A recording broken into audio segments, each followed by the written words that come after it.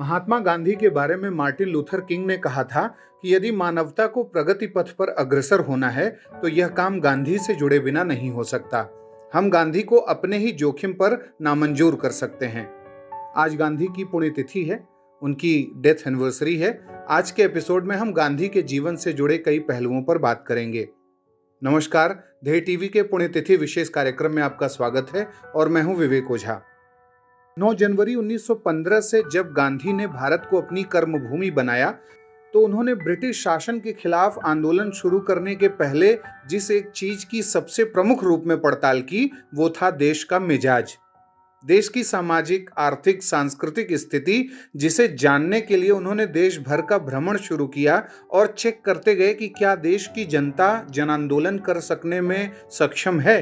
गांधी ने देश में छुआछूत देखा तो तुरंत ही अस्पृश्यता के निवारण को आजादी के लिए जरूरी बताना शुरू कर दिया। गांधी ने मुस्लिम लीग की सांप्रदायिकता भावना को बढ़ते हुए देखा तो उन्होंने हिंदू मुस्लिम एकता और खिलाफत आंदोलन का अस्त्र धारण कर लिया। देश में निर्धन वस्त्रहीन लोगों को देखा तो खादी और चरखा अपना लिया। राष्ट्रभक्ति के भावों से जोड़ने के लिए भारत के तिरंगे झंडे के महत्व को भी उन्होंने सबके सामने रख दिया। एक लेखक, चिंतक, पत्रकार, पत्र लेखन की परंपरा को नई दिशा देने वाले गांधी ने यंग इंडिया जैसे वीकली पत्र, इंडियन ओपिनियन, हरिजन के जरिए राष्ट्रहित में विचारोत्तेजक लेख लिखे। एक कुशल अधिवक्ता के रूप में उन्होंने दक्षिण अफ्रीका की धरती पर अश्वेत लोगों और भारतीयों के लिए सत्याग्रह को लीगल जस्टिस की मुहिम से जोड़ दिया। नटाल इंडियन कांग्रेस हो, टॉलस्टॉय फार्म हो, साबरमती आश्रम हो, फिनिक्स आश्रम हो, इन सब संस्थागत उपायों के जरिए उन्होंने भारतीयों की मदद की। 1917 में रॉलेट सत्याग्रह, चंपारण, खेड़ा और अहमदाबाद सत्याग्रह को उन्होंने बखूबी अंजाम दिया और किसानों, मजदूरों, श्रमिक वर्गों के हितों की सुरक्षा को सुनिश्चित करने में सफलता पाई। प्रथम विश्व युद्ध के बाद से लेकर 1919 के बीच जब महात्मा गांधी ने ब्रिटिश शासन की भारत विरोधी कुत्सित चालों के बारे में सब कुछ जान लिया तो उन्होंने तय किया कि अब अंग्रेजों से सहयोग नहीं किया जा सकता और फिर उन्होंने असहयोग आंदोलन की शुरुआत की, जिसने देश में रचनात्मक कार्यक्रमों, हिंदू मुस्लिम एकता, अस्पृश्यता के निवारण, विदेशी वस्तुओं के बहिष्कार और विदेशी संस्थाओं के बहिष्कार को बढ़ावा दिया। 1922 में उन्होंने चौरी चौरा कांड के चलते असहयोग आंदोलन को वापस ले लिया था, जिसके बाद अंग्रेजों ने उन्हें गिरफ्तार कर लिया था और एक राजनीतिक शून्यता की स्थिति उत्पन्न हो गई थी।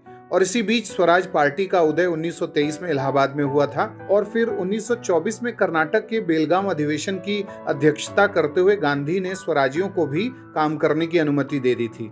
स्वराज पार्टी वाले विधान मंडलों का चुनाव लड़ना चाहते थे और कांग्रेस के नेतृत्व में ही अपनी भूमिका निभाना चाहते थे। गांधी ने असहयोग आंदोलन के स्थगन के बाद एक लंबे समय तक संन्यास सा धारण किए रखा और उसके पीछे कारण यह भी माना जाता है कि 1924 के बाद से हिंदुस्तान रिपब्लिक एसोसिएशन और बाद में हिंदुस्तान सोशलिस्ट रिपब्लिक एसोसिएशन के क्रांतिकारियों द्वारा और कुछ ट्रेड यूनियनों द्वारा सक्रियता के साथ अलग दृष्टिकोण के साथ काम किया जा रहा था। लाला लाजपत राय, मदन मोहन मालवीय, मोतीलाल नेहरू जैसे लीडर भी इस समय अलग अलग दृष्टिकोण से सक्रिय थे और कांग्रेस में युवा समाजवादियों का भी दल उभर रहा था। इसलिए गांधी ने उचित समय का इंतजार किया और 1930 में सविनय अवज्ञा आंदोलन की नींव रखी, जिसे हम नमक सत्याग्रह के नाम से जानते हैं। इस नमक सत्याग्रह में हर वर्ग के लोगों ने देश भर से भाग लिया। महिलाओं की बहुत अच्छी खासी भागीदारी रही। उड़ीसा, असम, पश्चिम बंगाल, देश के हर कोने कोने से महिलाओं, आदिवासियों, अनुसूचित जातियों, जनजातियों, बुजुर्गों सभी ने इसमें भाग लिया और उस समय के बड़े बड़े स्थानीय नेताओं ने भी अपने क्षेत्र में नमक सत्याग्रह का नेतृत्व किया था। और इसके बाद गांधी ने 1942 में भारत छोड़ो आंदोलन की नींव रखी और गांधी के गिरफ्तार कर लिए जाने के बाद यह एक स्वतः स्फूर्त आंदोलन के रूप में उभरा। 1942 के बाद गांधी ने सलाहकारी भूमिका निभानी शुरू कर दी। तो गांधी की जो भूमिका है उसे सार्वभौमिक बताया जाता है भारत में, और महात्मा गांधी ऐसे विरले महापुरुष थे जिनकी भारत सहित 84 देशों में मूर्तियां लगी हुई हैं। दुनिया की महाशक्ति यानी अमेरिका की बात करें तो वहां उनकी 8 मूर्तियां हैं। महात्मा गांधी कितने लोकप्रिय थे इसका अंदाजा इसी से लगाया जा सकता है कि रूस और कम्युनिस्ट देश चीन तक में उनकी मूर्तियां स्थापित हैं। विदेश मंत्रालय की वेबसाइट पर जारी आंकड़ों के अनुसार अमेरिका में महात्मा गांधी की 8 मूर्तियां हैं, जबकि जर्मनी में ब्रेमेन शहर सहित उनकी 11 प्रतिमाएं उस देश में स्थापित हैं। महात्मा गांधी के बारे में आपने एक बात विशेष तौर पर गौर किया होगा, और वो ये कि अगर उन्हें कोई भी वर्ग या समुदाय या व्यक्ति विशेष मानता है तो अटूट विश्वास के साथ मानता है, उनका सच्चा अनुयायी नजर आता है। और अगर उनसे कोई वर्ग व्यक्ति घृणा या नफरत करता है तो अटूट घृणा या नफरत करता नजर आता है। हिंदू उपासक कालीचरण हो या नाथूराम गोडसे के अनुयायी हों, गांधी के प्रति कैसा भाव रखते हैं वो सबको पता है। वहीं कोई भी राजनीतिक दल हो, नेता हो, सभी गांधी को अपने लाभ की विषय वस्तु बनाने से नहीं चूकते। आज गांधी की पुण्यतिथि पर आप हमें कमेंट बॉक्स में बताएं कि गांधी के बारे में आपके क्या विचार हैं, गांधी के योगदान पर आपका क्या ओपिनियन है, और क्या गांधी का उग्र विरोध कुछ बातों को आधार बनाकर हर समय करना जायज है। अगले कार्यक्रम के साथ जल्दी हाजिर होंगे। इजाजत दीजिए, नमस्कार।